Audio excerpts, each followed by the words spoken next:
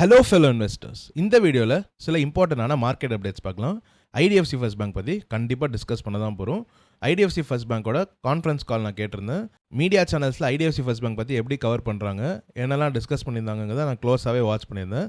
என்னோட point of வியூவில் IDFC first பேங்க்கில் ஏதாவது இன்வெஸ்ட்மெண்ட் ஆப்பர்ச்சுனிட்டி ஓப்பன் ஆயிருக்கா இல்லையாங்கிற ஐடியாஸை ஷேர் பண்ண போகிறேன். ஐடிஎஃப்சி ஃபர்ஸ்ட் பேங்கோட fair value and best buying range எதுங்கிற என்னோட ஐடியாஸை நான் உங்க கூட ஷேர் பண்ண போகிறேன். இது என்னோட தனிப்பட்ட கருத்து மட்டுமே. அது தவிர AU small finance bank which is closely link to IDFC first பேங்கோட கேஸ், அதை பற்றி டிஸ்கஸ் பண்ணலாம். ஜெஃப்ரீஸ் ஐடி செக்டரை இன்றைக்கி டவுன்கிரேட் பண்ணியிருக்காங்க, அதை பற்றின டீட்டெயில்ஸும் டிஸ்கஸ் பண்ணலாம்.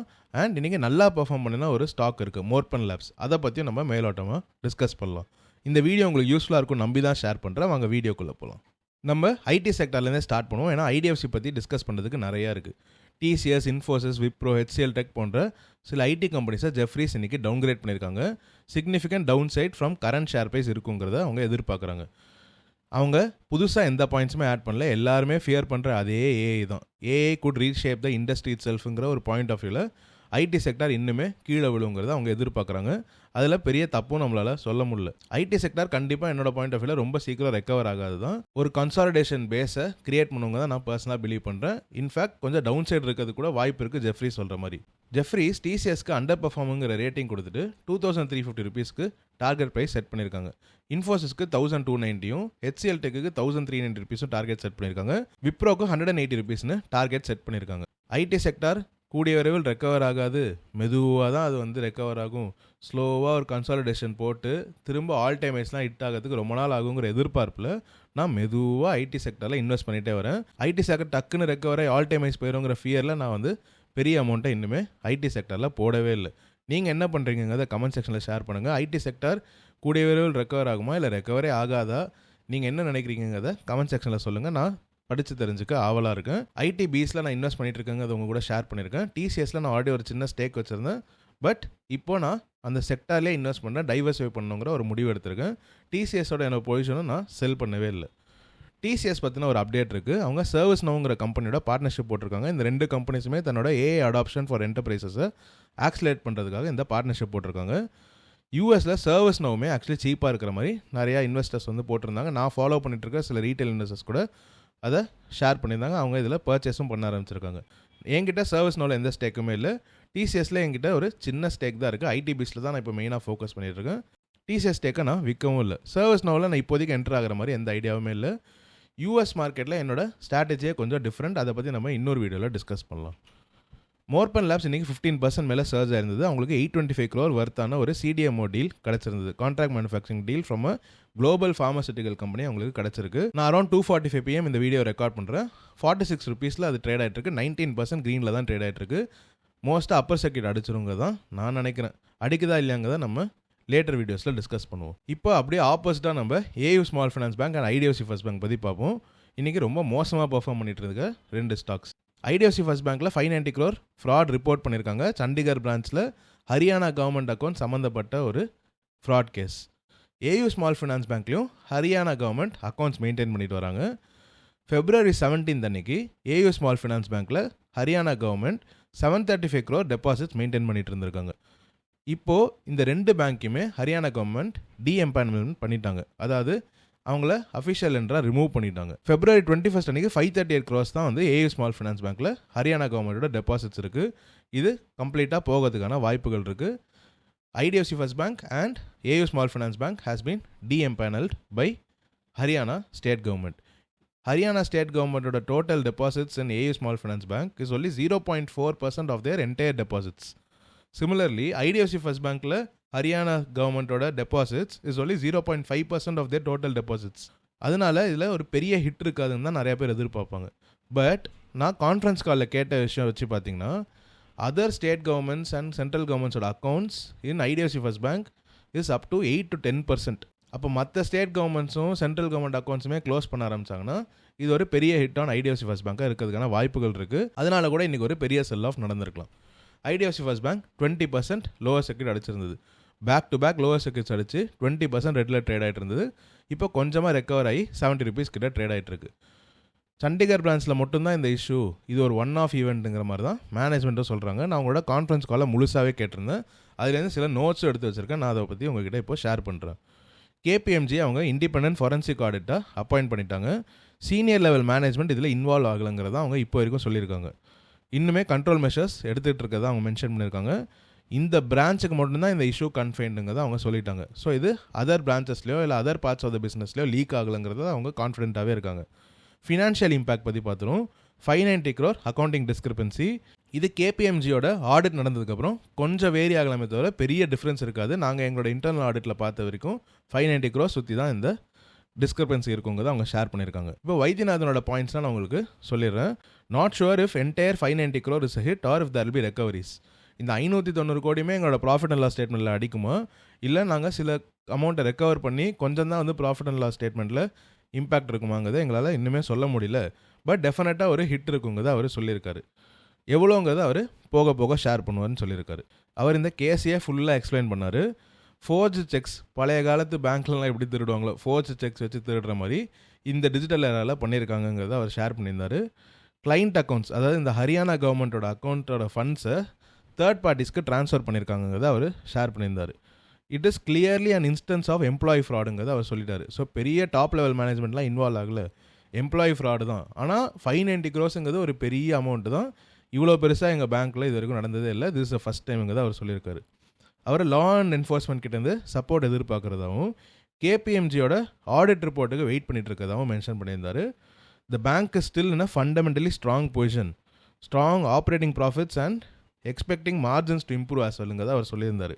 ஸோ இந்த பேங்க் நல்லா பர்ஃபார்ம் பண்ணிகிட்ருக்கு, நாங்கள் இவ்வளோ நாளாக கஷ்டப்பட்டு வளர்த்துக்கிட்டு தான் வரோம். இப்போ நாங்கள் அதர் எம்ப்ளாயீஸ் அதர் பிரான்ச்சஸ்க்கெலாம் கான்டாக்ட் பண்ணி பேசிட்டோம், இனிமேல் எந்த இஷ்யூவும் வராது, நாங்கள் வந்து கண்டிப்பாக இதை பார்த்துப்போங்கிற மாதிரி அவர் சொல்லிட்டாரு. இந்த incident will pass but there will definitely be a hit on the P&L. ஆனால் இந்த இன்சிடென்ட் எங்கள் மெமரிஸ்லேருந்து பாஸ் ஆகாது.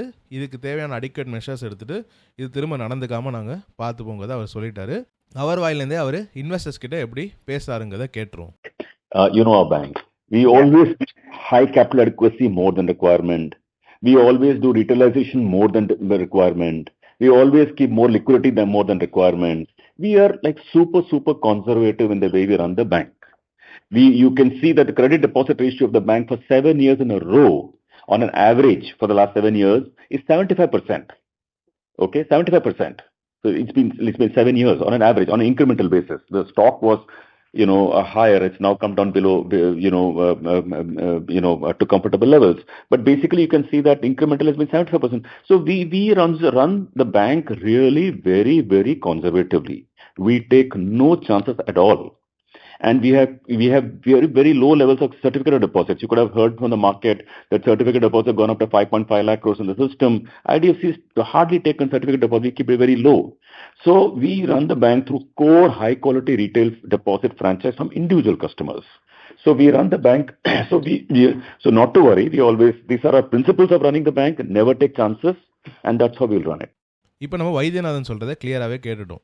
This is only one time hit on the bank's business. இது ஒரு ஒன் ஆஃப் ஈவெண்ட்டுங்கிறத நான் பர்சனலாக பிலீவ் பண்ணுறேன். இண்டஸ்இண்ட் பேங்க்கில் அந்த அக்கௌண்டிங் டிஸ்கிரிபன்சி வரும்போது டாப் லெவல் மேனேஜ்மெண்ட் இன்க்ளூடடாக இருந்தபோது அது ஒரு ஒன் ஆஃப் ஈவெண்ட்டாக தான் இருந்தது. இப்போது டாப் லெவல் மேனேஜ்மெண்ட்டும் இல்லை, clearly an instance of employee ஃப்ராடுன்னு சொல்லிட்டாங்க. And it is a one off ஈவெண்ட்னு அவங்க சொல்லிட்டாங்க. I choose to believe the management at this point. இன்னுமே ஃபர்தர் டெவலப்மெண்ட்ஸ் வந்ததுன்னா obviously I may change my mind. ஆனால் இப்போது இது ஒரு ஒன் ஆஃப் ஈவெண்ட் மட்டும்தான். ஸோ நம்மளோட ஃபோக்கஸ் எங்கே இருக்கணும்? ஐடிஎஃப்சி ஃபர்ஸ்ட் பேங்கோட வேல்யூவேஷன்ஸ் பக்கம் போகணும். இந்த டவுன்ஃபால்க்கு அப்புறம் ஐடிஎஃப்சி ஃபர்ஸ்ட் பேங்க்கில் ஒரு இன்வெஸ்ட்மெண்ட் ஆப்பர்ச்சுனிட்டி இருக்கா இல்லையா, அவங்களோட ஃபேர் வேல்யூ ரேஞ்ச் எதுங்கிறத நம்ம இப்போது அனலைஸ் பண்ண ஆரம்பிக்கணும். நான் என்னோட பாயிண்ட் ஆஃப் வியூ உங்ககிட்ட ஷேர் பண்ணுறேன். இது என்னோட தனிப்பட்ட கருத்து மட்டும்தான். நீங்கள் உங்களோட பாயிண்ட் ஆஃப் வியூ என்னங்கிறத கமெண்ட் செக்ஷனில் ஷேர் பண்ணுங்கள். ஐடிஎஃப்சி ஃபர்ஸ்ட் பேங்க் கரண்டாக 60,000 crore மார்க்கெட் கேப்பில் ட்ரேட் ஆகிட்டு இருக்கு. 69.9 while I am recording this video. இது கொஞ்சம் மேலேயும் கீழேயும் போகிறதுக்கான வாய்ப்பு இருக்குது. At the end of the day நான் 3 PM கிட்ட இந்த வீடியோவை இப்போ ரெக்கார்ட் பண்ணிகிட்டு இருக்கேன். ஐடிஎஃப்சி ஃபர்ஸ்ட் பேங்கோட ஹிஸ்டாரிக்கல் ப்ரைஸ் டு புக் ரேஷியோவை நம்ம எடுத்து பார்த்துருவோம். 1.3 times ப்ரைஸ் டு புக் ரேஷியோவில் ஆவரேஜாக அவங்க ட்ரேட் ஆகிட்டு இருந்திருக்காங்க. இப்போது இந்த டவுன்ஃபால்க்கு அப்புறமும் அவங்க 1.27 which is close to 1.3 தான் அவங்க ட்ரேட் ஆகிட்டு இருக்காங்க. ஸோ அட் ஃபேர் வேல்யூ அவங்க ட்ரேட் ஆகிட்டு இருக்காங்கிறது என்னோட பாயிண்ட் ஆஃப் வியூ. அவங்க லேட்டஸ்ட்டாக ரிப்போர்ட் பண்ண ஏர்னிங்ஸ் ப்ரெசன்டேஷனில் 54.5 அவங்களோட புக் வேல்யூன்னு வந்து ரிப்போர்ட் பண்ணியிருந்தாங்க. நம்ம 55 எடுத்துப்போம் for easy calculation. So IDFC first bank 55 rupees அவங்களோட புக் வேல்யூ இருக்கும்போது ஹிஸ்டாரிக்கலாக அவங்க ட்ரேட் ஆகிட்டு இருந்தால் ப்ரைஸ் டு புக் ரேஷியோட மீடியன் 1.3 ட்ரேட் ஆகிட்டு இருந்தாங்கன்னா அவங்க around current share price 70 rupees trade ஆகணும். நீங்கள் ஐடிஎஃப்சி ஃபர்ஸ்ட் பேங்கோட fair price to book ratio எதுங்கிறத கமெண்ட் செக்ஷனில் சொல்லுங்கள். அதுக்கேற்ற மாதிரி இந்த கேல்குலேஷனை நீங்களே பண்ணி பார்த்துக்கலாம். நான் ஹிஸ்டாரிக்கல் டைம் ஃப்ரேமில் இருக்கிற ப்ரைஸ் டு புக் ரேஷியோட மீடியனே எடுத்து 1.3 வச்சுக்கிறேன். ஸோ ஐடிஎஃப்சி ஃபர்ஸ்ட் பேங்க் இந்த பெரிய டவுன்ஃபால்க்கு அப்புறமும் கூட அவங்க இப்போ தான் ஃபேர் வேல்யூ கிட்ட வந்து விழுந்திருக்காங்க. நான் பேங்க்ஸில் இன்வெஸ்ட் பண்ணுறதுக்கு முன்னாடி எப்போவுமே ஒரு மார்ஜின் ஆஃப் சேஃப்டியும் எக்ஸ்பெக்ட் பண்ணுவேன். ஸோ இப்போ ஒரு 10% மார்ஜின் ஆஃப் சேஃப்டி இல்லை 15%, 20%ன்னு நம்ம ஒரு மார்ஜின் ஆஃப் சேஃப்டி ஃபிக்ஸ் பண்ணோன்னா இப்போ நம்ம கேல்குலேட் பண்ண fair value which is around 70 rupeesலேருந்து அதை சப்ராக்ட் பண்ணணும். 20%னா 14 rupees, அரௌண்ட் 56 rupeesல நான் ஐடிஎஃப்சி ஃபர்ஸ்ட் பேங்க்கில் இன்வெஸ்ட் பண்ணால் I am getting it at 20% margin of safety from fair value, 20% discount from fair value which is and undervalued price in my perspective. நீங்கள் IDFC first பேங்கோட fair value என்னன்னு நினைக்கிறீங்கிறத comment செக்ஷனில் share பண்ணுங்கள். IDFC first bank என்ன price book ரேஷியோவில் trade ஆகணும்னு நீங்கள் நினைக்கிறீங்கிறதும் கமெண்ட் செக்ஷனில் ஷேர் பண்ணுங்கள். கண்டிப்பாக இது ப்ராஃபிட் அண்ட் லாஸில் ஒரு இம்பாக்ட் இருக்கிறனால நெக்ஸ்ட் ஏர்னிங்ஸ் ரிப்போர்ட்லையோ இல்லை அவங்க இதை எப்போ வந்து இந்த ஹிட் எடுத்துக்கிறாங்கன்னு நம்மளுக்கு தெரியல. அப்போ வந்து ஒரு சிக்னிஃபிகண்ட் ட்ராப் இன் இபிஎஸ்ஸும் இருக்கும். பட் நான் வந்து ஒரு பேங்க்கையோ இல்லை எனி ஃபினான்ஷியல் இன்ஸ்டியூஷனையோ எவாலுவேட் பண்ணும்போது புக் வேல்யூ வச்சு தான் பார்ப்பேன். வெறும் அவங்க புக் வேல்யூ கீழே இருக்காங்களா மேலே இருக்காங்களாங்கிற விஷயங்களெல்லாம் விட்டுட்டு அவங்க ஹிஸ்டாரிக்கலாக என்ன ப்ரீமியமில் இல்லை என்ன டிஸ்கவுண்ட்டில் ட்ரேட் ஆகிட்டு இருந்திருக்காங்க ஃப்ரம் தேர் புக் வேல்யூ, அந்த ரேஞ்சில் அவங்க ட்ரேட் ஆகணும்னா அவங்க என்ன ஷேர் ப்ரைஸில் இருப்பாங்க, அங்கேருந்து எனக்கு ஒரு மார்ஜின் ஆஃப் சேஃப்டியில் இன்வெஸ்ட் பண்ணணும்னா என்ன ப்ரைஸில் வாங்கணுங்கிறத நான் யோசிப்பேன். So IDFC first bank below 65 rupeesனா எனக்கு ஒரு 10% மார்ஜின் ஆஃப் சேஃப்டி கிடைக்குங்கிறத நான் பர்சனலாக பிலீவ் பண்ணுறேன். 60 ரூபாய்க்கு கீழே போனாங்கன்னா அவங்க இன்னுமே ஒரு அட்ராக்டிவான பர்ச்சேஸாக மாறுறதுக்கான வாய்ப்பு இருக்குது. 60 ரூபாயில் தான் வார்பக் பிங்கர்ஸும் 10% ஸ்டேக் எடுத்திருக்காங்க. அதுவும் நம்மளுக்கு ஒரு குஷனாக கூட ஆக்ட் பண்ணுறதுக்கான வாய்ப்புகள் இருக்குது. இண்டஸ்இண்ட் பேங்க்கில் விழும்போது நீ வாங்கினியே, இப்போ ஏன் ஐடிஎஃப்சி ஃபர்ஸ்ட் பேங்க்கில் 20% கரெக்டான போது நீ வாங்கலன்னு நிறைய பேர் கேட்பாங்க.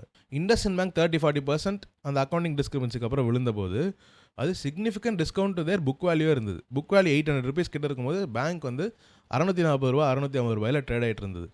அப்போ I'm getting a discount to their book value it self. And historically இந்த பேங்க்கோட ப்ரைஸ் டு புக் ரேஷியோ 1.52 கூட இருந்திருக்கு. அவங்க புக் வேல்யூக்கு வரணுனாலே எனக்கு ஒரு 30% அப்சைட் இருக்குங்கிறத நான் புரிஞ்சுக்கிட்டு தான் நான் இண்டஸ்இண்ட் பேங்க்கில் இன்வெஸ்ட் பண்ணணும்னு டிசைட் பண்ணேன். அதுக்கு முன்னாடி மேனேஜ்மெண்ட் சொல்கிற இந்த கமெண்ட்ரி எல்லாம் நல்லா கேட்டுட்டு இது ஒரு ஒன் ஆஃப் ஈவெண்ட்டாங்கிறதெல்லாம் பார்த்துட்டு நான் இன்வெஸ்ட் பண்ணேன். Same applies to IDFC first bank. IDFC first bank is investment வர்திங்கிறத நான் டிசைட் பண்ணிட்டேன். But I still have to get a valuable price because price is what I pay, value is what I get. நான் அது ஒரு கரெக்டான ப்ரைஸில் வாங்கினா தான் என்னால் ரிட்டர்ன்ஸ் பார்க்க முடியும். 80 ரூபாயில் நான் இதை வாங்கவே மாட்டேன்னு ஆல்ரெடி ஒரு வீடியோவில் டிஸ்கஸ் பண்ணியிருந்தேன். எந்த பேங்கிங் ஸ்டாக் பெஸ்ட் டு பைன்னு ஒரு வீடியோ போட்டிருப்பேன். அதில் 80 rupeesல இருக்கும்போது நான் ஐடிஎஃப்சி ஃபர்ஸ்ட் பேங்கை கண்டிப்பாக இந்த ப்ரைஸில் வாங்க மாட்டேங்கிறத மென்ஷன் பண்ணியிருப்பேன். 70 rupeesலையுமே என்னோட பாயிண்ட் ஆஃப் வியூவில் IDFC first bank is little stretched. It is at fair value only. இவங்களோட க்ரோத் ரேட்லாம் ரொம்ப எக்ஸ்ட்ராடினரியாக இருந்ததுன்னா ஃபேர் வேல்யூ ஒரு கொஞ்சம் ப்ரீமியம் கொடுத்து கூட நான் வாங்க யோசிப்பேன். இவங்க நல்ல ரேட்டில் டீசெண்டாக க்ரோ பண்ணிட்டு இருக்கிற ஒரு பேங்க். இதோட ஃபாஸ்டர் க்ரோயிங் என்பிஎஃப்சிஸ்லாம் இருக்குது. பட் ஐடிஎஃப்சி ஃபர்ஸ்ட் பேங்க் 65-60 கீழே வரும்போது it is getting attractive and it is becoming a value பைங்கிறது தான் நான் நினைக்கிறேன். ஸோ இந்த வீடியோவில் நம்ம சில இம்பார்ட்டண்டான அப்டேட்ஸ் பார்த்துருந்தோம். மார்பன் லேப்ஸ் பற்றி பார்த்துருந்தோம், டிசிஎஸ் பற்றி பார்த்துருந்தோம், ஐடி செக்டர் பற்றி ஜெஃப்ரிஸ் என்ன சொல்கிறாங்க பார்த்துருந்தோம். முக்கியமாக ஏயு ஸ்மால் ஃபைனான்ஸ் பேங்க்கில் என்ன இஷ்யூ, ஐடிஎஃப்சி ஃபர்ஸ்ட் பேங்க்கில் என்ன இஷ்யூங்கிறத டிஸ்கஸ் பண்ணியிருந்தோம். ஐடிஎஃப்சி ஃபர்ஸ்ட் பேங்க்கை நீங்கள் இன்றைக்கி வாங்கினீங்களா, ஐடிஎஃப்சி ஃபர்ஸ்ட் பேங்க்கில் நீங்கள் வச்சிருந்த பொசிஷனை சேல் பண்ணிட்டீங்களான்னு கமெண்ட் செக்ஷனில் சொல்லுங்கள். நிறைய பேர் வந்து நான் எக்ஸிட் ஆகிட்டு இன்னும் சீப்பாக நான் வாங்கிப்பேன், இல்லைனா நான் வந்து 20% டவுன்ஃபாலில் போய் நிறையா பர்ச்சேஸ் பண்ணிட்டேன்லாம் சொல்லியிருந்தாங்க. நீங்கள் எதனால் வாங்கினீங்க இல்லை எதனால் விற்றீங்கிறத முக்கியமாக கமெண்ட் செக்ஷனில் ஷேர் பண்ணுங்கள். நான் படித்து தெரிஞ்சுக்க ஆவலாக இருக்கேன். ஆல்ரெடி நான் இதை பற்றி ஒரு போஸ்ட் மேக் பண்ணியிருந்தேன். அதிலே நிறைய பேர் கமெண்ட் பண்ணியிருந்தீங்க. நான் அது எல்லாத்துக்குமே என்னால் முடிஞ்ச அளவுக்கு ரெஸ்பாண்ட் பண்ணியிருந்தேன். ஐடிஎஃப்சி ஃபர்ஸ்ட் பேங்க் பற்றி உங்களுக்கு வேறு ஏதாவது தெரிஞ்சுக்கணும்னு ஆசைப்பட்டாலும் கமெண்ட் செக்ஷனில் எழுதுங்க. நான் அந்த டாபிக்ஸ்லாம் வந்து அப்கமிங் வீடியோஸில் அட்ரஸ் பண்ண ட்ரை பண்ணுறேன். இந்த வீடியோ உங்களுக்கு யூஸ்ஃபுல்லாக இருந்தால் லைக் பண்ணுங்கள், ஷேர் பண்ணுங்கள், இந்த சேனலுக்கு சப்ஸ்கிரைப் பண்ணி என்னை சப்போர்ட் பண்ணுங்கள். Thank you so much. Hello fellow investors, இந்த வீடியோவில் டிஸ்கஸ் பண்ணுற எந்த கம்பெனிஸையுமே ஸ்டாக் ரெக்கமெண்டேஷன்ஸாக எடுத்துக்காதீங்க.